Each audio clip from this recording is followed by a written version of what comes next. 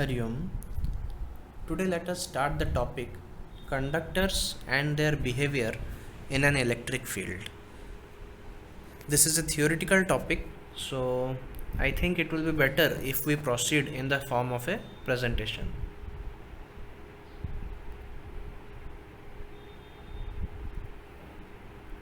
Now, as you know, what are conductors? Conductors are the substances which conduct electricity or heat quite easily. The conduction of electricity requires the movement of charges or ions. So, if a substance conducts electricity, that means it has some mobile charges or mobile ions which can carry some charges. For example, conductors contain mobile charges, that means which are free to move. In metallic conductors, conductors can be metallic or electrolyte is also a conductor. For example, sodium chloride solution is an electrolyte. Those are also conductors. In case of metallic conductors, there are a large number of free electrons. Free electrons means which are very loosely bonded, and these electrons are free to move inside the conductor.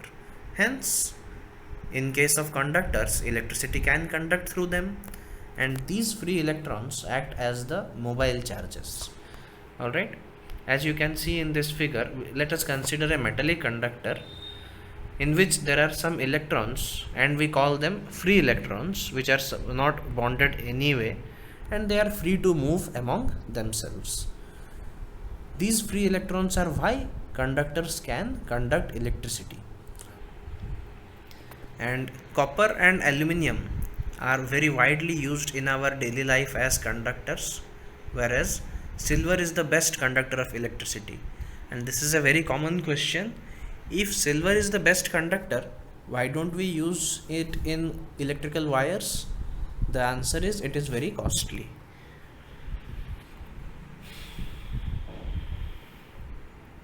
Now let us come to the case of electrolytes. What is a electrolyte? Electrolyte is the solution of a salt, and the solution makes some dissociation. Due to that dissociation, the salt dissociates into its ions. For example, the NaCl, which is a salt, if we dissolve it in water, it will dissociate into Na plus and Cl minus. So in case of electrolytes are also conductors. These are also conductors in which both electrons, as you can see in the figure, the minus charges are electrons or free electrons are present, as well as some ions are also present. So in case of electrolytes, both of them, that is electrons and free ions, are moving, so they can conduct electricity. All right. But in case of insulators, they do not have free electrons. Insulators do not have free electrons, so charges don't conduct through them. They do not have mobile charges. And if we provide charge to an insulator, for example, if you take a scale, plastic scale, and rub in your hair, so it will get charged. But this type of charge is a static charge. Static charge means the charges will be at rest. Why? Because in insulators there are no mobile charges, so the charges won't be moving. They will stay at the place where you have put them. Alright.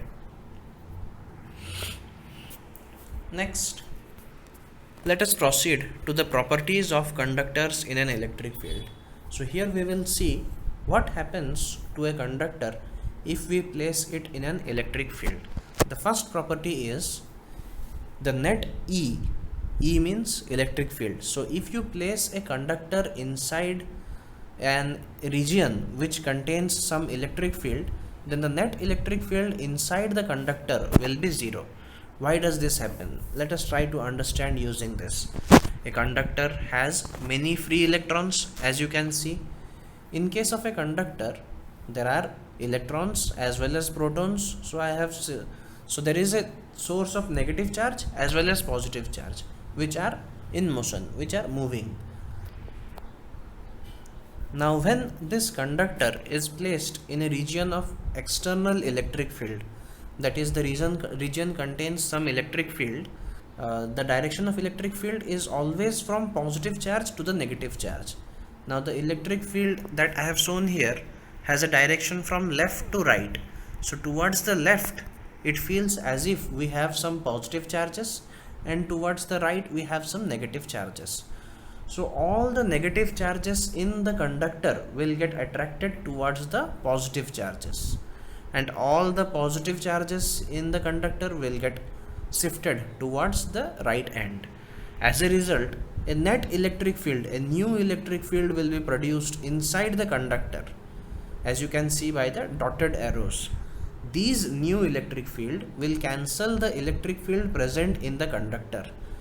Now the electric field inside the conductor, there are two electric fields. One is due to the external electric field, and the another one is due to the electric field which has arisen due to the presence of shifting of electrons. So as a result, the net electric field inside the conductor becomes zero. Alright. Next, let us proceed to the next properties of conductors in an electric field. This property says that the electric field lines just outside the charged conductor, if you have a charged conductor, if you have a conductor and if you have provided some charge to it, then the electric field lines which are just touching the surface of that conductor have to be perpendicular. Why? So in order to understand this, we should know that if a charge is placed in a region of electric field, it experiences some force. For example, let us take a positive charge that is black in color. So if we place that in the region of electric field, it will experience some force. Similarly, the negative charge will also experience some force. As you have seen, positive charge moves in the direction of electric field and negative charge moves in a direction opposite to that of electric field. So the main bottom line here is that if you have an electric field and you place a charge, it will experience some force. So keeping this in mind, if we have a conductor in which the electric field just outside the surface is not perpendicular, as you can see the electric field here to the surface is not perpendicular, it is at some angle. So we can resolve this electric field into its respective components like E cos theta, which is the horizontal component, and E sin theta, which is the vertical component. So now what will happen? Due to this E cos theta component, the charge present near the surface of the conductor will start to move, something like this. Why it will start to move? Just now we have seen that if you have electric field and you place some charge in it, it will move. So the electric field component E cos theta will make the charges to move. But what will happen if you have a perpendicular electric field? If you have perpendicular electric field, the perpendicular electric field will try to pull the charge out of the conductor. Here E sin theta will be trying to pull the charge out of conductor, which is not possible. So E cos theta, that is the tangential component, will generate some force and the charges will no more be at rest. So this is not allowed in electrostatics. Hence electric field E cos theta, the E cos theta, that is the tangential component, has to be 0, which is only possible if cos theta will be 0. And when will cos theta be 0? When theta is 90 degrees. So electric field has to be perpendicular to the surface just outside the conductor. Alright. Next, let us come to the next property of conductors in an electric field. Here it says that net charge in the interior part of the conductor is 0. This is very easy. You can simply apply Gauss law here. So as we have already seen that using Gauss law, inside a conductor the electric field is 0. So our Gauss law says that integration of E dot dA is equal to charge enclosed by epsilon naught. Now if electric field becomes 0, our LHS will become 0. So 0 is equal to Q enclosed by epsilon naught. So q enclosed will be 0 into epsilon naught, that is 0. So inside the surface, inside the Gaussian surface, net charge enclosed is 0. So net charge in the interior part of the conductor is 0. Alright. Let us proceed to the next property. Next property says that inside the conductor electric potential is constant. Can you guess how to prove this?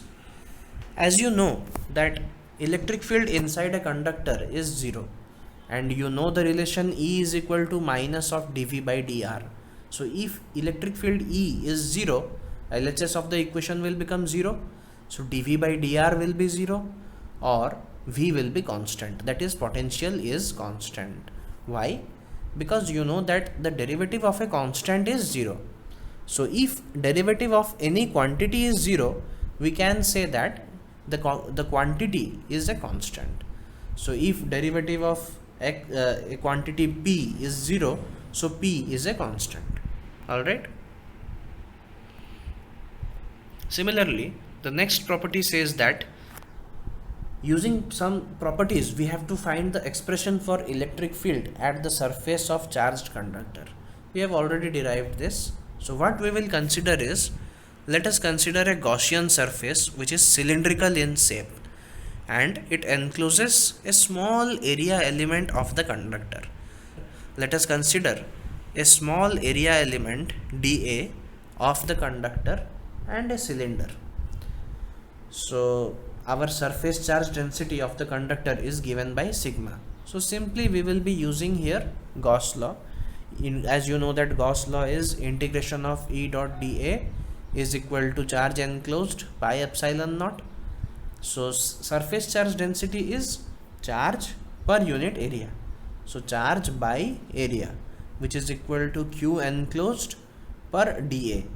That is, if we consider the surface dA, so it will be Q enclosed by dA.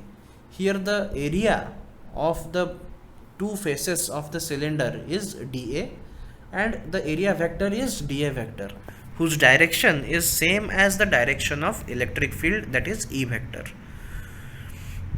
How electric field is, the direction of E vector and dA vector are same? The E vector's direction is radially outwards, dA vector is also outwards, so both are same. Now in our Gauss law we had E dot dA, so dot can be transferred to cos. So E dot dA means E dA cos theta. As the angle between E and dA is 0, so cos 0 will vanish.